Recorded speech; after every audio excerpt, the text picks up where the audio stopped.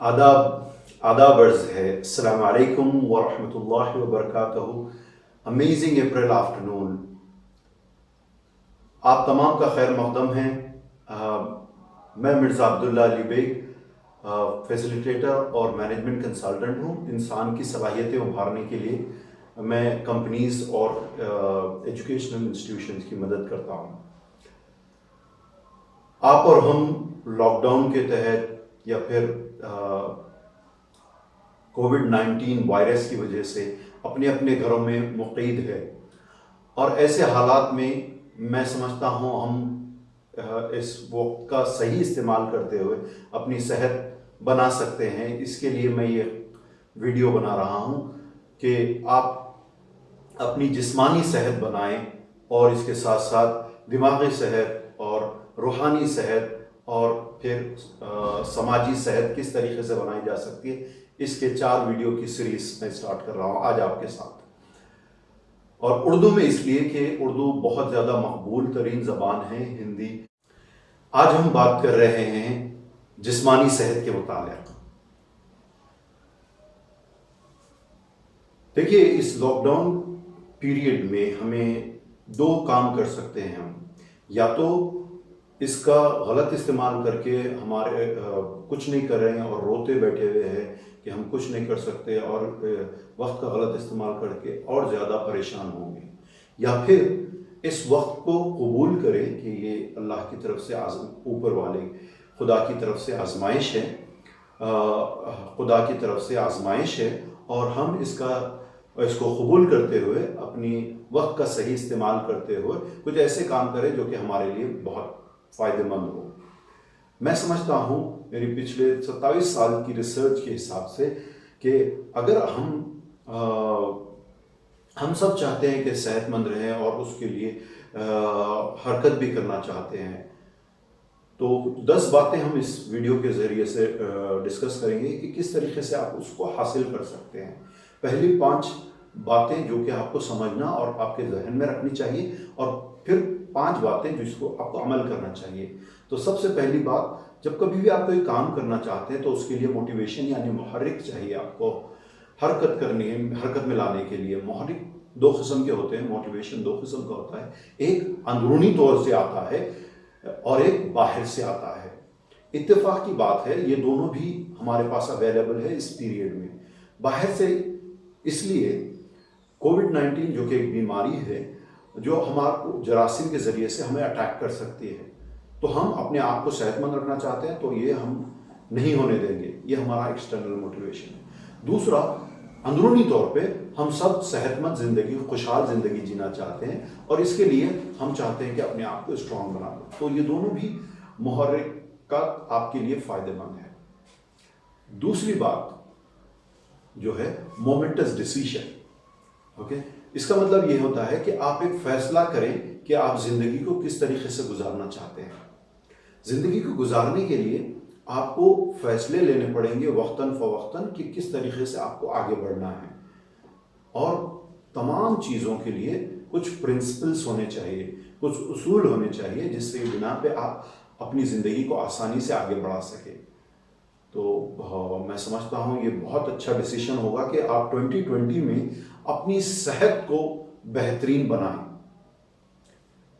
तीसरी चीज़, आमतौर पे प्रिवेंटिव मेजर्स ले रही हैं गवर्नमेंट्स और ऑर्गेनाइजेशंस और नॉन गवर्नमेंट ऑर्गेनाइजेशंस, जैसे कि लॉकडाउन किया जा रहा है और बहुत सारे सोशल एक्सपेरिमेंट्स कर रहे हैं वो लोग कि किस तरीके से आवाम उसको रिएक्ट करेगी और किस तरीके से आवाम का साथ लेके इसको कम किया जा सकता है, क्योंकि उनके पास ज़्यादा ऑप्शन भी नहीं है।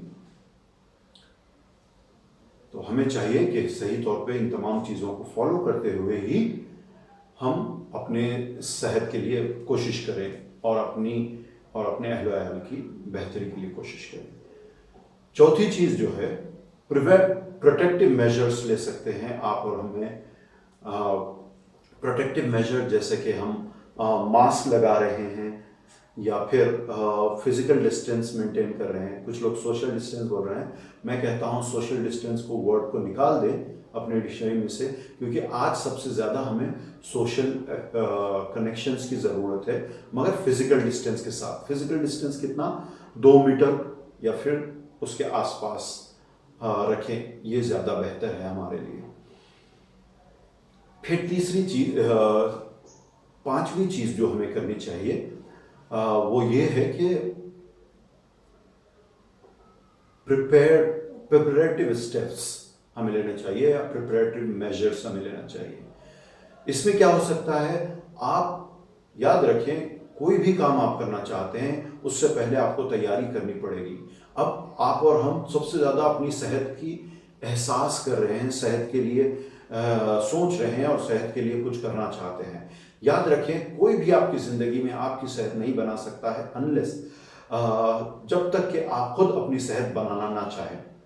तो ये थे 5 ख्यालात जिसको आपको मेरे को जहन में रखना चाहिए। दूसरे 5 काम जो हमें करने चाहिए वो ये है। सबसे पहला अमल जो हमें करना चाहिए वो है अपने आप को कुछ फिजिकल एक्टिविटी में इंगेज करें। फिजिकल एक्टिविटी में क्या कर सकते हैं, फिजिकल एक्सरसाइज कर सकते हैं, जिसमें से पहली फिजिकल एक्सरसाइज आप वॉकिंग कर सकते हैं या फिर जॉगिंग कर सकते हैं या फिर रनिंग कर सकते हैं। और ये तमाम काम आप अपने घर में भी कर सकते हैं। जैसा कि ट्रेडमिल जिसके पास है वो ऐसे कर सकता है, जिसका ट्रेडमिल नहीं है वो इमेजिन कर सकता है कि उसके पास ट्रेडमिल है और वो ट्रेडमिल पे दौड़ रहा है। इस तरीके से आप अपने मेटाबॉलिज्म को इंक्रीज करेंगे, जिससे कि आपका इम्यून सिस्टम यानी मुदाफ़ियती निज़ाम एक्टिव हो जाएगा। अब यह है फिजिकल एक्सरसाइज। और आप 2 और फिजिकल एक्सरसाइज कर सकते हैं, वो है रेसिस्टेंस एक्सरसाइज या फिर कोई वेट लिफ्टिंग वगैरह कर सकते हैं। तो ये 5 में से जो आपको आसान लगे वो कर सकते हैं। ये है पहला अमल जो आपको करना है, फिजिकल एक्सरसाइज। दूसरा अमल जो करना है वो है बैलेंस और न्यूट्रिशियस डाइट खाएं, यानी मुतवाजन और सेहत परवर ग़िज़ाओं का इस्तेमाल करें। ये इसमें आप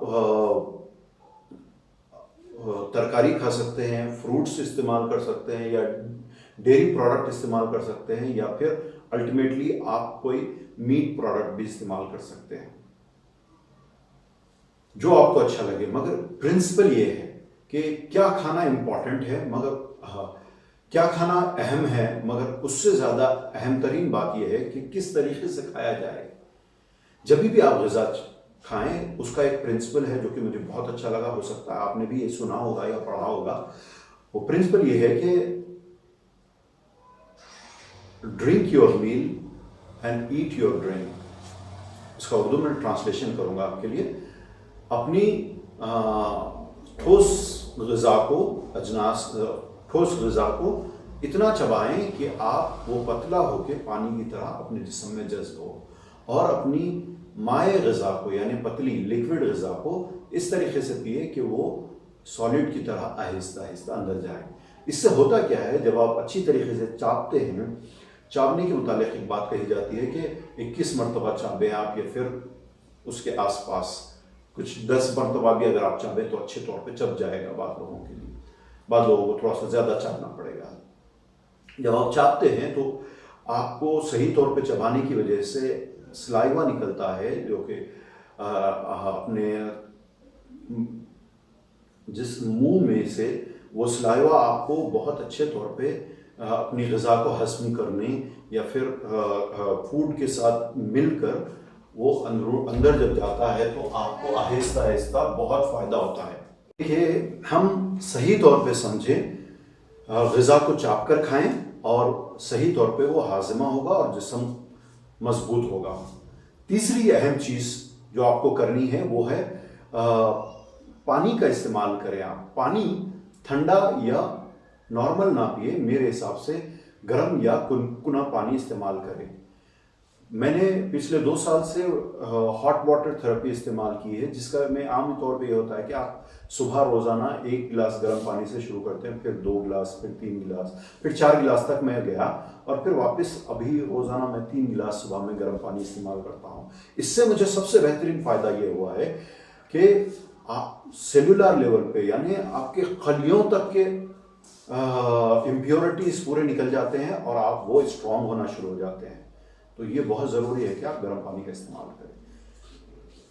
चौथी चीज़ जो हमें जहन में रखनी चाहिए वो है हमारा सोना, नींद। याद रखें, नींद अगर सही तौर पे हो, सही वक्त पे हो तो बहुत अच्छा रहेगा। वक्त के मुतालिक ये है कि तौर पे वक्त के मुतालिक ये है कि 9 बजे से 4 बजे तक का वक्त सबसे बेहतरीन है सोने के लिए। और दूसरी बात यह है कि आप जब सोते हैं तो अपने स्क्रीन्स को दूर रखें। स्क्रीन्स यानी फोन्स या फिर टैबलेट्स या फिर लैपटॉप या फिर डेस्कटॉप या फिर मोस्ट इम्पॉर्टेंटली टीवी, क्योंकि जो भी आप प्रोग्राम करते हैं ये तमाम चीज़ें रात भर आपको जहन में चलते रहती है। अगर आप बुरा प्रोग्राम करेंगे तो वो उसका असरात आपके सेहत पे बुरे होंगे। तो ये इसको दूर रखिए ताकि आंखों को पूरी मुकम्मल आराम मिले और आपका कंसंट्रेशन बढ़ेगा, आपकी सेहत बढ़ेगी और आपका मुदाफ़ियती निज़ाम अच्छा होगा, दिमाग मेमोरी अच्छी होगी आपकी जब आप सही तौर पर नींद लेंगे। कम से कम 7 घंटे या उससे ज़्यादा भी अगर आप कर सकते हैं या कम, बेस्ड अपॉन योर एज आप देख लीजिए वो किस तरीके से करना है। तो यह आपका मुदाफ़ियती निज़ाम मजबूत होगा। आखिरी और 5वीं बात जो आपको अहम तौर पे याद रखनी है वो है मुदाफ़ियती निज़ाम को मजबूत और ज़्यादा मजबूत बनाने के लिए कुछ फूड स्टफ आप इस्तेमाल कर सकते हैं। सबसे पहली चीज़ जो सबसे ज़्यादा मिलती है, हर मुल्क में आम तौर पे दस्तयाब है, वो है प्याज। अगर आप प्याज को कच्ची हालत में खा सकते हैं या फिर कोई और हालत में भी आप इस्तेमाल कर सकते हैं। हाँ, मैं सलाद के साथ आमतौर पे ज़्यादा पसंद करता हूँ। दूसरी चीज़ जो है वो है कर्ड यानी दही। दही को आप लस्सी या छाछ की शक्ल में इस्तेमाल करें तो ज़्यादा बेहतर है। मैं छाछ को ज़्यादा प्रेफर करता हूँ, यानी बटर मिल्क इंग्लिश में कहा जाता है। तो इसमें क्या होता है, प्रोबायोटिक्स होते हैं जो हमारे इम्यून सिस्टम को, यानी वो खलिए जो कि जरासीम से लड़ते हैं, जरासीम हमारे पे अटैक करना चाहते हैं और ये खलिए हमारे प्रोटेक्शन करते हैं और इनको मार के फेंक देते हैं। तो वो प्रोबायोटिक्स दही में यानी कर्ड में होते हैं और हमारे को लोग अंदर से स्ट्रॉन्ग बनाते हैं। तो दही का रोज़ाना बेसिस पे at least 1 glass of butter milk will do wonders for you, for most of the people. और हिंदुस्तान में तो इसका बहुत अच्छा इस्तेमाल होता है, चाहे वो नॉर्थ हो लस्सी की शक्ल में या साउथ हो छाछ बटर मिल्क की शक्ल में या कुछ और तरीक़ों से भी इस्तेमाल किया जा सकता है ये। और तीसरी, थोड़ा सा कम मिलती है ये प्रीमियम दुकानों पे या ऑनलाइन मिल जाएगी आपको, वो है सेब का सिरका यानी एप्पल साइडर विनेगर। इसको आप गर्म पानी में जब आप पी रहे हैं तो एक चाय का चमचा, टीस्पून आप इस्तेमाल कर सकते हैं 1 गिलास पानी में। और इस तरीके से आप इसको जब रेगुलरली 6 महीने के लिए इस्तेमाल करेंगे ये तमाम ग़िज़ाओं को, तो आपका इम्यून सिस्टम स्ट्रॉन्ग होगा। जब आपका इम्यून सिस्टम स्ट्रॉन्ग होगा, आपकी मेमोरी अच्छी रहेगी, आपका जिस्म अच्छा रहेगा, तो आप के ख़ानदान को आप अच्छे तौर पे देख सकेंगे। जब आपका ख़ानदान अच्छा रहेगा तो आपका कम्युनिटीज़ अच्छे रहेंगे। जब कम्युनिटीज़ अच्छे रहेंगे तो आप देखेंगे कि हमारा देश स्ट्रॉन्ग होगा। जब देश स्ट्रॉन्ग होगा, हमारा हिंदुस्तान मजबूत रहेगा, तो हम अच्छे तौर पे काम कर सकेंगे। और जब हमारे देश स्ट्रॉन्ग होंगे तो हमारी दुनिया स्ट्रॉन्ग होगी और हम जो भी काम करते हैं वो बहुत अच्छे तौर पे कर पाएंगे। तो मैं चाहता हूं कि इस सीरीज़ के ज़रिए से हम लोग फिज़िकल हेल्थ बनाएं इस वीडियो के तहत, और इस सीरीज़ के तहत हमारी फिज़िकल, मेंटल और स्पिरिचुअल और सोशल हेल्थ, और आखिर में मैं बात करूँगा इकोनॉमिकल हेल्थ के लिए। Let us make healthy families. Thank you.